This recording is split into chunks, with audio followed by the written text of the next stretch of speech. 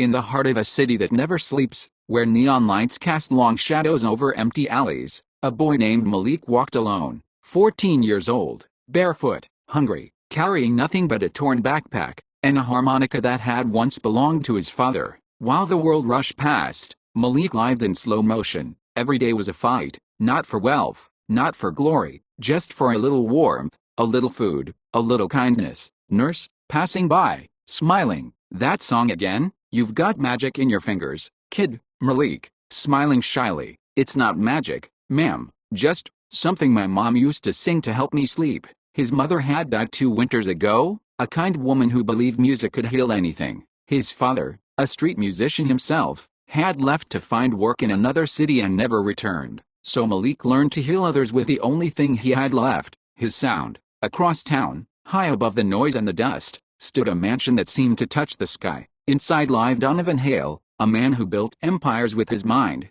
but couldn't fix what mattered most. Lila Hale, his only child, his only joy. Months earlier, a car crash had stolen her laughter. Her body lived, but her spirit seemed gone. He'd flown in doctors from Switzerland, healers from India, neuroscientists from Japan. Millions spent, nothing worked. The house that once rang with laughter had turned into a cathedral of silence. You rest easy, sweetheart. Someone, somewhere, will find a way. That night, as rain kissed the pavement, Malik played the tune his mother once called the dreamer's lullaby. 2 nurses passed by, whispering. Nurse 1, poor Mr. Hale, still no sign of improvement. Nurse 2, it's heartbreaking. They call her the sleeping princess now. Malik stops playing, listens, his eyes widen slightly. Sleeping princess, the word stuck in his heart. A girl who wouldn't wake up, just like his mom, who never opened her eyes again. He looks at the hospital, then at his harmonica, trembling slightly. Malik,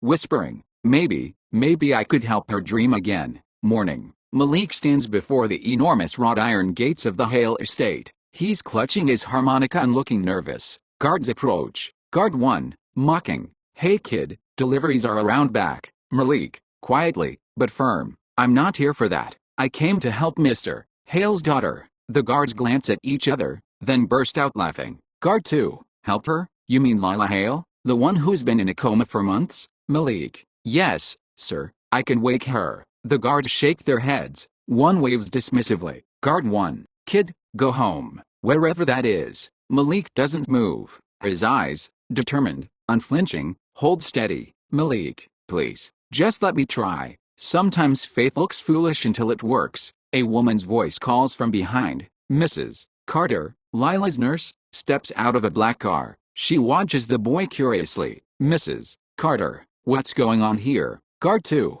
this kid says he can wake Miss Lila with a harmonica. Mrs. Carter pauses. Something about his eyes, that sincerity, that quiet fire, makes her hesitate. Mrs. Carter, softly, what makes you think you can help her? Malik, because music wakes dreams, and I think she's just lost in one. Silence. The guards exchange skeptical looks. Mrs. Carter bites her lip, thinking. Then she sighs. Mrs. Carter, wait here. She disappears behind the gates. Moments later, she's in Mr. Hale's study. Mrs. Carter, sir, there's a boy at the gate. Says he can help Lila. Mr. Hale doesn't even look up from his desk. Mr. Hale, dryly, not another healer, please. Mrs. Carter, he's not like the others. He's just a child. Homeless, I think. But something about him, you should see his eyes. Mr. Hale scoffs, then glances at the family photo on his desk. Lila laughing in the sunlight.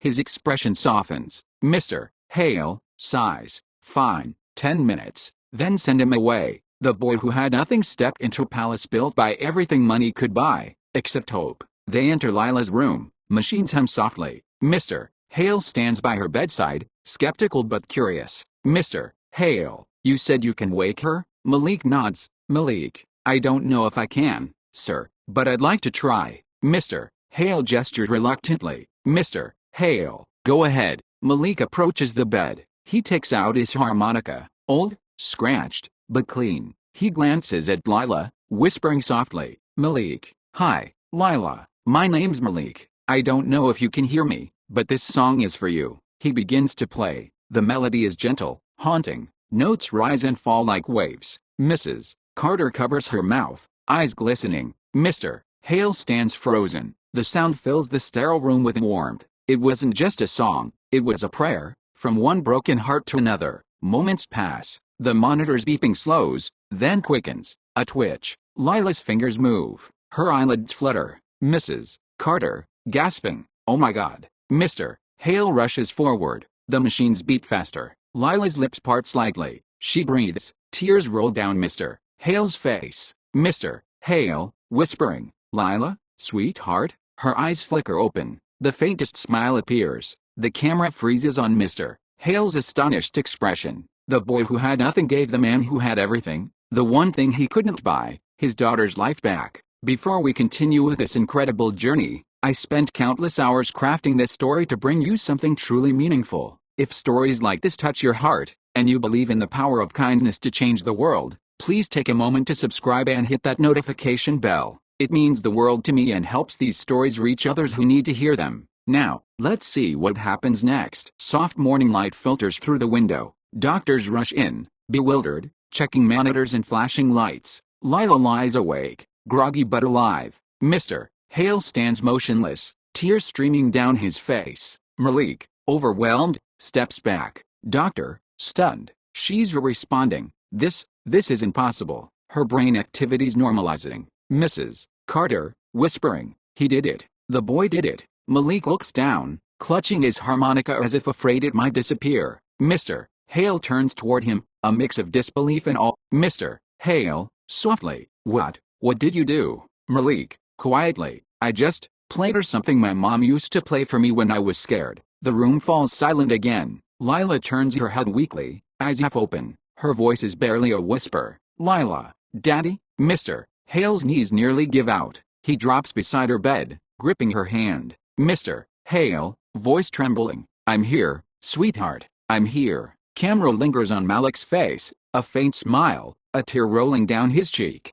For months, machines had kept her alive, but it took one boy's song, one act of kindness, to bring her back to the world. Later that day, the mansion is abuzz with doctors, reporters, and staff whispering in disbelief. Malik sits quietly in the corner of the grand hall, uncomfortable amid the luxury. Word spread fast. Within hours, the story was everywhere. Sleeping heiress wakes after street boy's song. Cameras flash outside the gates, but not everyone believed. A gray-haired doctor corners Mr. Hale in his study. Dr. Donovan, I've reviewed the data. It could have been coincidence, spontaneous recovery. We can't attribute this to harmonica. Mr. Hale, flatly, coincidence or not, my daughter opened her eyes when he played. That's all that matters. The doctor sighs, defeated. Outside, Mrs. Carter brings Malik a plate of food. He hesitates before taking it. Mrs. Carter, go on, sweetheart, you've earned it. Malik, softly, I don't like eating here, feels wrong. Mrs. Carter, smiling, kindness doesn't belong to rich or poor. Malik, it belongs to hearts that still care. He nods, grateful but shy. He eats slowly, eyes wandering over the elegant room, chandeliers, marble floors, portraits of people who've never known hunger. The next morning, Malik stands nervously by the door of Lila's room. Mrs. Carter encourages him in. Mrs. Carter, she's been asking about you. Go on, don't be shy. Lila, pale but smiling faintly, looks up from her bed as Malik enters. Her voice is soft and warm. Lila, you're the boy who played the song. Malik, nodding. Yet, Malik. Lila, smiling, I dreamed about that song. I saw light, like the world was calling me home. Malik smiles, bashful. Malik, guess you just needed a tune to follow back. They both laugh quietly. The innocence between them fills the room with calm. For the first time in months, laughter returned to the Hale mansion, not the forced kind that money buys, but the kind born from healing. Mr. Hale watches from the doorway, unseen. His expression is soft, curious. Something in this boy intrigues him. Later that day, the mansion's dining hall. Mr. Hale sits at the long table with Malik and Lila. The contrast is striking. Crystal glasses beside a boy with worn shoes and patched clothes. Mr. Hale, gently. So, Malik, where are your parents? Malik looks down, fidgeting with his spoon. Malik, my mom passed. My dad, I think he's still out there somewhere, playing music. He always said music could fix what doctors couldn't. Guess maybe he was right. Mr. Hale glances at Lila. She's smiling, bright-eyed again. Mr. Hale, softly. Maybe he was. A long pause. Malik pushes his plate slightly forward. Malik, thank you, sir, for letting me eat with you. I don't usually have tables like this. Mr. Hale, gently. You saved my daughter. The least I can do is give you dinner. Lila giggles. Lila, and maybe a better harmonica. Yours looks ancient. Malik chuckles. Malik, it's my dad's. Don't think I could ever replace it. Lila, then maybe we can play together someday. The line lands softly. Mr. Hale looks at them both, his daughter alive, laughing, and this boy, humble and pure-hearted, beside her. Something in him stirs, something long buried beneath years of work and walls. Sometimes, healing doesn't stop at the patient. It spreads, like light through a broken window, finding its way into every shadowed corner. That evening, Malik stands by the front door, his small backpack on his shoulder. Mrs. Carter, worried, you're leaving? Malik, I don't belong here. I just wanted to help her. That's all. Mr. Hale appears behind her. Mr. Hale, you have nowhere to go, do you? Malik hesitates. Malik, I'll be fine. Always have been. Mr. Hale studies him for a long moment, the boy's worn shoes, tired eyes, quiet pride. Mr. Hale, at least let me pay you for what you did. Malik shakes his head immediately. Malik, no, sir, you don't pay for kindness. My mom said if you do something good for someone, the world finds a way to give back, not money, just blessings. Mr. Hale is taken aback. No one has refused his money before. He softens, nodding slowly. Mr. Hale, quietly, then at least let me bless you with a warm bed tonight. Malik looks at Lila, who's smiling brightly from her wheelchair at the end of the hallway. Lila, please stay, just one night. We can play another song tomorrow. Malik hesitates, then smiles. Malik, okay, just one night. Music swells softly. The camera pans upward as they walk down the hall together, the once silent mansion now alive with voices again. And so, the boy who'd been invisible to the world finally had a door open for him, not because of pity, but because of love. Later that night, Malik sits in a guest room, gazing at the stars through a massive window. He whispers to himself, Malik, Mom, I think you'd like them. They smile with their hearts here. Mr. Hale standing quietly outside the door, overhearing. A rare smile crosses his face. He walks away, deep in thought. He had built a life from logic, code, and profit. Yet somehow, a homeless boy had done what algorithms never could, restore faith. Lila laughing with Malik the next morning. Mrs. Carter bringing breakfast. Mr. Hale watching silently. Hope has returned. What would you do if you discovered someone with incredible talent living in such difficult circumstances? Would you reach out? Offer a chance? Let me know your thoughts in the comments. I read every one of them. Morning sunlight fills the mansion's garden. Malik sits on a bench beside Lila, her wheelchair surrounded by blooming roses. He plays a lively tune on his harmonica while Lila hums along, giggling. Days turned into weeks, and laughter filled the Hale mansion once again. Malik and Lila became inseparable. Two souls from different worlds, connected by a single melody. Cut to Malik teaching Lila to hold a harmonica. Her first few notes are awkward but joyful. Lila, laughing. That sounded terrible. Malik, grinning. Nah, that was perfect. You just need to play from your heart, not your lungs. Mrs. Carter watches from the patio, smiling through tears. For the first time since the accident, Lila's cheeks were rosy again. Her laughter echoed through the halls like sunlight breaking through storm clouds. Mr. Hale's office. He's on a video call with investors. Behind him, faintly, Malik's harmonica can be heard. He tries to focus but pauses mid-sentence. Listening. Investor. On screen. Donovan, you still with us? Mr. Hale, distracted, smiling slightly. Yet, I'm here. Sorry, just something better than profits in the background. He ends the call early, walking toward the window. From above, he sees Malik pushing Lila's wheelchair along the path, both laughing. For years, Donovan Hale had measured success in numbers, stock prices, growth rates, market shares. But now, he measured it in laughter. He picks up an old family photo from his desk. Lila as a baby in her mother's arms. His eyes soften. Mr. Hale, quietly, you'd have loved him, Claire. That weekend, Lila convinces her father to let them visit the city. A luxury car glides through crowded streets as Malik points out familiar spots. His park bench, the soup kitchen, the alley where he used to sleep. Lila, Curious, you really lived here, Malik? Yet, it's not all bad. You meet the nicest people when you've got nothing to give but a smile. They pass an old woman sitting on the sidewalk. Malik jumps out, runs to her, and hands her his half-finished sandwich. She smiles gratefully. Even when the world had nothing for him, Malik still gave. And now that he had something, even a little, he gave more. Lila watches, deeply moved. Lila, you're the kindest person I've ever met.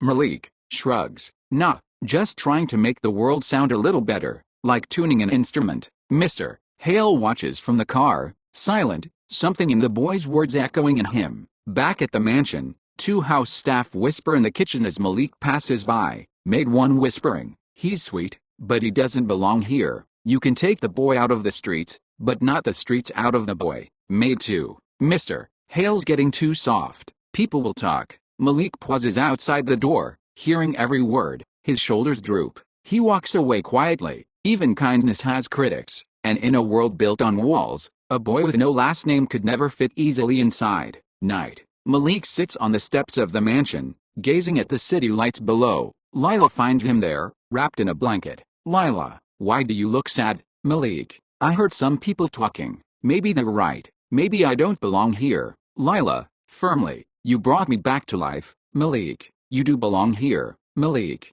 but this isn't my world. Your dad's world is made of glass and gold. Mine's made of scraps and songs. Lila frowns. Lila, then maybe the world needs both. He smiles faintly, comforted, but still uneasy. When kindness lifts someone up, it also lifts their fears, the fear of not being enough, of not deserving the good that's come. Mr. Hale's study, his lawyer, Mr. Reynolds, stands before him with papers. Mr. Reynolds, Donovan, I need to be honest. Taking in this boy, it's unconventional. The press could twist it. Billionaire shelters street kid doesn't play well with shareholders. Mr. Hale, coldly, shareholders? My daughter's alive because of him. I owe that boy everything. Mr. Reynolds, I'm only warning you. There could be legal complications, guardianship, background checks. Mr. Hale cuts him off, voice rising. Mr. Hale, then handle them. I'm not sending that boy back to the streets. He slams the folder shut, breathing hard. But after the lawyer leaves,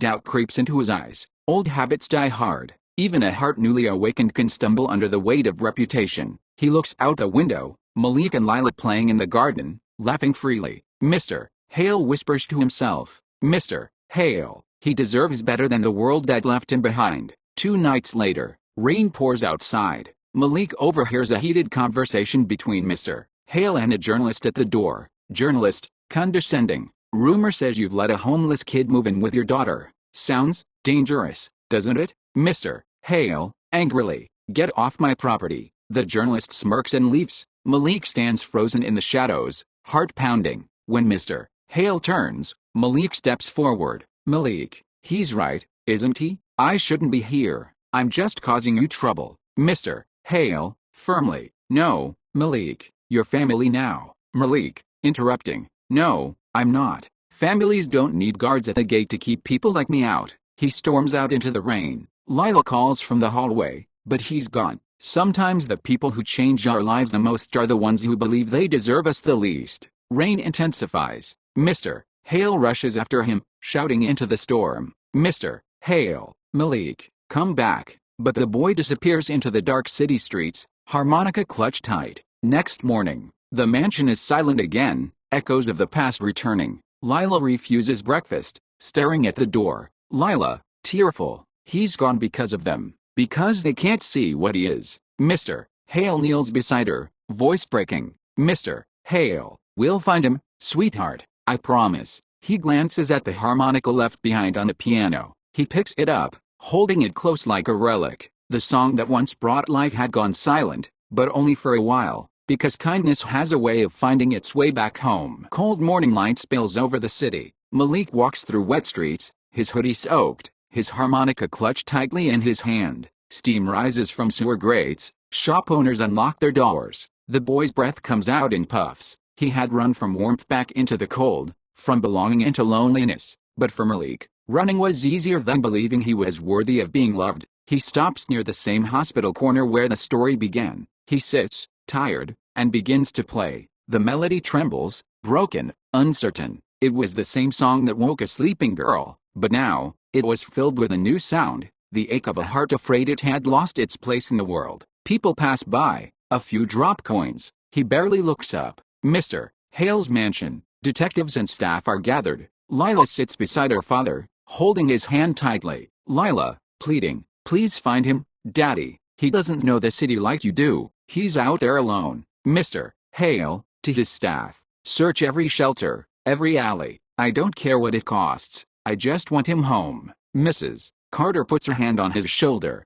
Mrs. Carter, he doesn't need your money, Donovan. He needs your heart. Mr. Hale pauses, realizing the truth in her words. All his life, Donovan Hale had solved problems with wealth, but this one, he would have to solve with compassion. Mr. Hale drives through the city in a plain coat, stopping at shelters, soup kitchens, and parks, showing Malik's photo to strangers. Most shake their heads. One points toward the hospital district. Mr. Hale stands there, soaked from the rain, breathing heavily. Mr. Hale, calling softly, Malik. The boy freezes, unsure whether to run or stay. Malik, I didn't mean to cause trouble, sir. I just thought, maybe it's better if I go back to how things were. Mr. Hale, shaking his head, no, things can't go back. You changed us, Malik. You changed me. He steps closer. Mr. Hale, when you came into that house, I thought I was letting a stranger in, but it turns out, I was letting hope in. Tears form in Malik's eyes, but he shakes his head. Malik, people won't understand, sir. I'm nobody. Mr. Hale, firmly, you're somebody who saved my daughter's life. That makes you family in my book. He holds out his hand. Malik hesitates, then takes it. Mr. Hale pulls him into a hug, tight, real, like a father's embrace. And there, on the same street where Malik once played for coins, a billionaire finally learned that the richest hearts aren't the ones that own the most, they're the ones that give the most. Malik and Mr. Hale walking back through the mansion gates. Lila rushes out as soon as she sees him, tears of joy streaming down her face. Lila, crying, you came back. Malik laughs through tears as she hugs him tightly. Malik, could stay away. You still need harmonica lessons. The family, the staff, even the guards watch silently, some ashamed, others moved. Mrs. Carter wipes her eyes. Mrs. Carter, whispering, welcome home, sweetheart. The once silent mansion now feels alive, full of footsteps, laughter, and the soft hum of music echoing from every corner. The boy who had wandered the streets now had a place to belong, and the man who had lost his heart had found it again, in the kindness of a child. Weeks pass. Malik is seen attending school for the first time, sitting beside Lila. He struggles with reading but works hard. Mr. Hale watches from the doorway, pride glowing in his eyes. Donovan Hale didn't just give Malik a roof, he gave him a chance, a tutor, a school uniform, a name on the family register. Mr. Hale and Malik stand before a crowd at a ribbon-cutting event. A sign reads, The Dreamers Foundation, helping homeless children find hope. Reporter, Mr. Hale, what inspired this? Mr. Hale, smiling, glancing at Malik. A boy with nothing reminded me what having everything really means. Applause. Malik blushes, shy but proud. Malik performing at a small school concert, playing the same lullaby that woke Lila.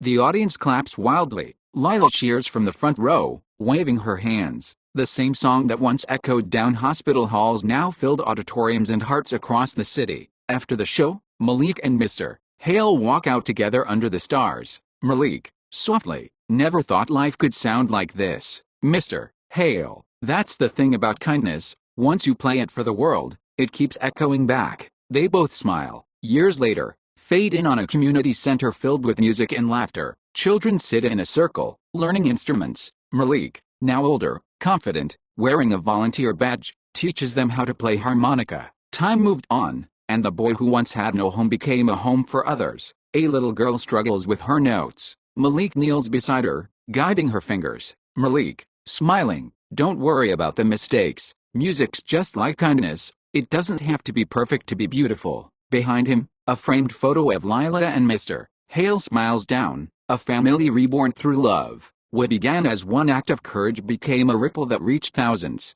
The Dreamers Foundation grew, helping children find safety, education, and purpose, all inspired by a single song. Lila, now a young adult, standing at the doorway watching Malik teach. Lila, you did it. Malik, You helped wake more than just me. He smiles softly, playing a short tune as the children clap. From the streets to the stage, from loneliness to family, one boy's melody became a movement of kindness. Malik, now a young man, takes the stage beside a grand piano. Mr. Hale and Lila sit front row. The crowd quiets as Malik raises his harmonica. Malik, this song woke someone I love. Maybe it can wake something in all of us too, the part that still believes in miracles. He plays. The melody fills the hall, haunting, pure, unforgettable. The audience rises to their feet, clapping. Mr. Hale's eyes glisten with pride. The boy who once played for coins now played for hearts. And in that moment, every note carried a message. Love can reach where science, money, and logic cannot. 5 years later, the city looked a little different. Not because the buildings had changed, but because the people had. All because one boy once believed a song could wake the world. Malik, now 19, leading a workshop with a group of homeless teens. He plays a short tune on his harmonica. The students follow on violins, guitars, even plastic buckets. The room vibrates with energy. Malik, smiling, doesn't matter what you play, just play something that feels like hope. Laughter, applause. The camera pans to a plaque on the wall with Malik's words engraved beneath it. Kindness is the only song that never goes out of tune. Hale Mansion, no longer silent. Lila, now a bright college student, walks in the garden with her father. She's healthy, radiant. Lila, you ever think about how different everything could have been? Mr. Hale, smiling, every day. But I also think about how lucky I am that kindness found its way to our gate. They stop at a memorial tree. A small plaque beneath it reads, "In memory of Claire Hale, whose love still sings through us." Malik approaches, joining them. Malik, your mom's song, it's still playing, just in a lot more hearts now. Mr. Hale puts a hand on Malik's shoulder. Mr. Hale, and you're the one who carried the tune, son. Malik looks at him, emotional. Malik, softly, thank you for hearing it. The man who once believed money could fix everything learned that sometimes, the answer isn't in the numbers, it's in the notes. Kids from the foundation performing music in hospitals, shelters, and schools. Smiles, laughter, tears of joy. A television segment plays. From street musician to youth mentor, Malik Hale's story inspires thousands. The Dreamers Foundation grew beyond the city. Chapters opened across the country, each one helping children who'd lost their way find their song again. Anchor. In a world often divided by wealth and status, one young man's story reminds us that kindness knows no boundaries. Malik handing a harmonica to a little boy. Malik, this used to be mine, but I think it's your turn now. The boy smiles, holding it like treasure. He had once played for strangers' spare change. Now, he played for change itself. A candlelight concert in the community center. Children sing softly as Malik leads them in the Dreamer's lullaby. Lila and Mr. Hale sit in the audience, tears glistening. The final note hangs in the air, and as the final note faded into the night, one truth remained clear: the smallest act of kindness can echo through lifetimes. A boy once played to survive. Now, his music helps others live. One song, one heart, one act of kindness. Stories like this remind us that extraordinary kindness exists all around us. Malik's journey shows that even in the darkest places, a little compassion can light an entire city. So before you go, take a moment. Look around your world. Someone near you might be waiting for the music only you can play, because you never know, your smallest act of kindness could be someone else's miracle. If this story touched your heart, please give this video a like. It helps more people discover stories that restore faith in humanity.